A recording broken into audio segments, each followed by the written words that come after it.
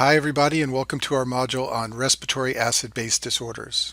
In the video on acid-base principles, I talk about the 4 types of acid-base disorders, and in this video we're going to focus on the first two, respiratory alkalosis and respiratory acidosis.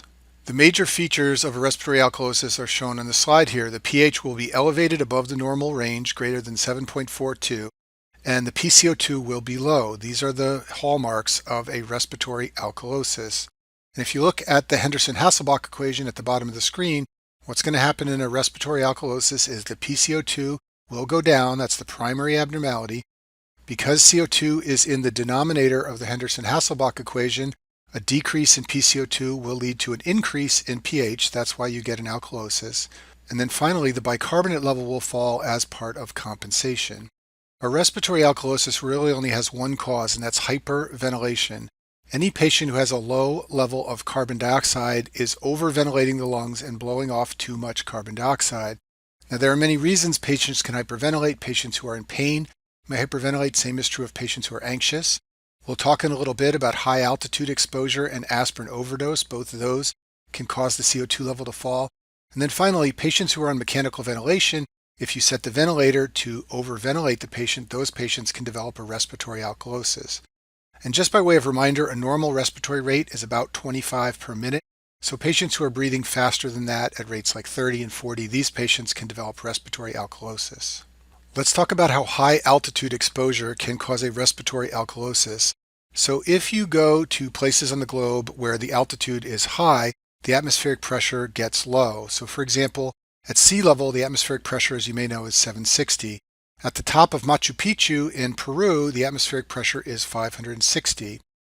Because the pressure is lower at high altitude, that leads to a lower partial pressure of oxygen.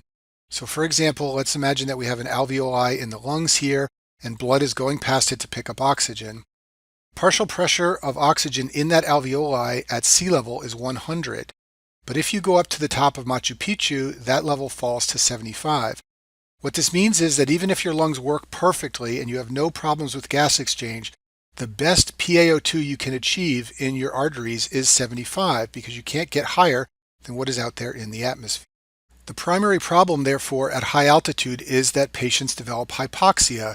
They have low levels of PaO2 because of the low partial pressure of oxygen at high altitude, and this leads to a response of hyperventilation. And as I said before, hyperventilation always leads to low PCO2, and this leads to a respiratory alkalosis and a rise in the pH.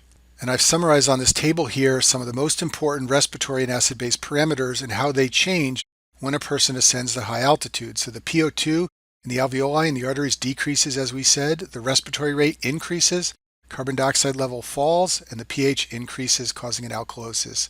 You know all the things in this table. You can answer lots of step 1 questions about whether or not certain parameters go up, down, or don't change with high altitude. Once you've been living at high altitude for a while, your body will begin to acclimate, and there are 2 important components to how the body acclimates to high altitude. The first one involves the kidneys. After about 1 or 2 days, the kidneys start to excrete bicarbonate. This is a response to the respiratory alkalosis. This causes the pH to fall back towards the normal range. And some people who climb mountains frequently, like mountain climbers, will take the drug acetazolamide to increase bicarbonate excretion. I talk about acetazolamide in the renal video on diuretics, but it is a carbonic anhydrase inhibitor, and it causes the kidneys to excrete bicarb, and this helps the pH to fall back to normal even more quickly than would normally occur. The second way that the body acclimates is through the red cells. Red cells begin to synthesize a substance called 2,3-bisphosphoglycerate, and this causes oxygen to be unloaded from hemoglobin, and I talk about this in detail in the pulmonary video on hemoglobin. Moving on, let's talk about what happens to patients who overdose on aspirin. Aspirin causes 2 acid-base disorders. Shortly after you take aspirin, patients develop a respiratory alkalosis. This is because salicylates, which are the type of drug that aspirin is, stimulate the medulla and directly cause the medulla to trigger hyperventilation. Several hours after taking too much aspirin, a different acid-base disorder happens. This is an anion gap metabolic acidosis, which I talk about in the video on metabolic acidoses. This occurs because salicylates can decrease the rate of lipolysis and uncouple oxidative phosphorylation. They can also inhibit the citric acid cycle. So through all of these metabolic effects, certain acids start to build up in the bloodstream, including pyruvate, lactate, and keto acids, and all of these cause an anion gap metabolic acidosis. So what does the arterial blood gas look like in a patient with an aspirin overdose? Well, first of all, the pH can be variable because it's a mixed disorder. Depending on the time course and the amount of aspirin that was taken, patients can be acidotic, alkalotic, or even have a normal pH if the respiratory alkalosis is balanced by the anion gap metabolic acidosis. The PCO2 is going to be low because these patients are hyperventilating, and the bicarbonate is going to be low because of the acidosis. What you need to always remember in order to recognize an aspirin overdose is that you have to use Winter's formula. Winter's formula I talk about in the video on acid-base principles. It predicts the carbon dioxide that you should have in the setting of a metabolic acidosis. In patients who have an aspirin overdose, because they have two disorders, Winter's formula will predict a CO2 that's higher than what the patient actually has. In other words, the CO2 may be lower than expected for normal compensation of a metabolic acidosis. This will make more sense if we just go through a sample case. So here's a patient with aspirin overdose. The pH is 7.36. This is below the normal range of 7.37 to 7.42. Therefore, this is an acidosis. The carbon dioxide level is 20, normal is 40, so this is low, and the bicarbonate level is 11, normal is 24. So when you have a low bicarbonate and a low CO2 and an acidosis, that is a metabolic acidosis. I talk about how to recognize this in the video on acid-base principles. Now, the mistake you don't want to make is to think that this is only a metabolic acidosis. It's actually two disorders, but in order to recognize that, you have to apply Winter's formula. So Winter's formula says that in a metabolic acidosis, the PCO2 should be equal to 1.5 times the bicarbonate plus 8 plus or minus 2. So if you put our numbers in here, bicarbonate is 11, you get that the PCO2 should be 25 plus or minus 2. Ours is lower than that at 20. This means that there must be a secondary disorder causing the CO2 level to be low, and the disorder that does that is a respiratory alkalosis. So this patient has a metabolic acidosis and a concomitant respiratory alkalosis. That is the classic profile of a patient with an aspirin overdose. So that's respiratory alkalosis. Now let's talk about respiratory acidosis. In a respiratory acidosis, the key features are a low pH below the normal range and an increase in the PCO2. Once again, looking at the Henderson-Hasselbalch equation in respiratory acidosis, the PCO2 rises. That's the primary abnormality. This causes the pH to fall, and then the bicarbonate level will rise in compensation. Just like respiratory alkalosis really only has one cause, respiratory acidosis also really only has one cause, and that's hypoventilation. There are many reasons why patients may hypoventilate. Some patients have a decreased respiratory drive from the central nervous system.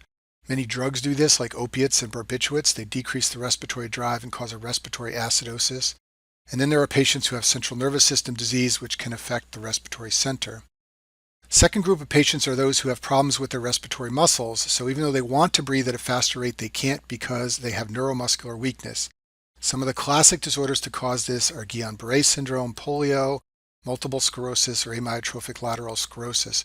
Patients with end-stage versions of these diseases can have a very low respiratory rate, which can lead to a respiratory acidosis.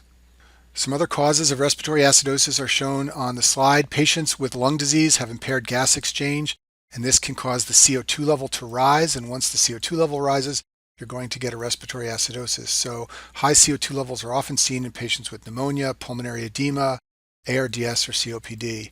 And then finally, patients who have an obstructed airway obviously can't ventilate their lungs normally, so their CO2 level can rise, leading to a respiratory acidosis. So patients who have aspirated something or who have obstructive sleep apnea, in both of these cases, the lungs are not normally ventilated.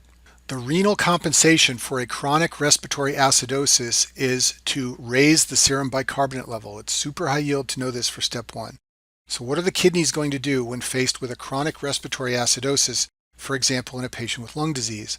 Well, first of all, they are going to filter and secrete more hydrogen atoms into the urine. This is going to excrete acid from the body. Second thing they're going to do is reabsorb all the bicarbonate in the plasma, and then they're also going to generate more bicarbonate. What this means is that patients who chronically retain carbon dioxide, for example, patients with COPD, always have a high CO2 level in their bloodstream because they have lung disease. That chronically increased PCO2 level causes a chronic respiratory acidosis, and the compensation is an increased bicarbonate level. So patients who come to my clinic who have COPD, I don't often order an arterial blood gas to measure their CO2. But I do often check their bicarbonate because it's part of the standard chemistries that we assess. And the bicarbonate level is always high, and that's because it's the renal compensation for their chronic respiratory acidosis related to lung disease. And I'll finish with this slide and talk about acute hypercapnia. So hypercapnia can cause altered mental status by affecting the central nervous system.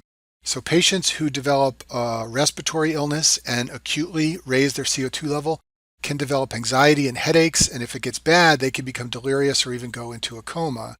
So when a patient with lung disease who suddenly becomes confused or poorly responsive, one of the things you always want to think about is that they may be retaining carbon dioxide, and they may need to be placed on mechanical ventilation until whatever is causing their carbon dioxide level to be high has resolved. And these are the effects of acute hypercapnia. And that concludes our video on respiratory acid-base disorders.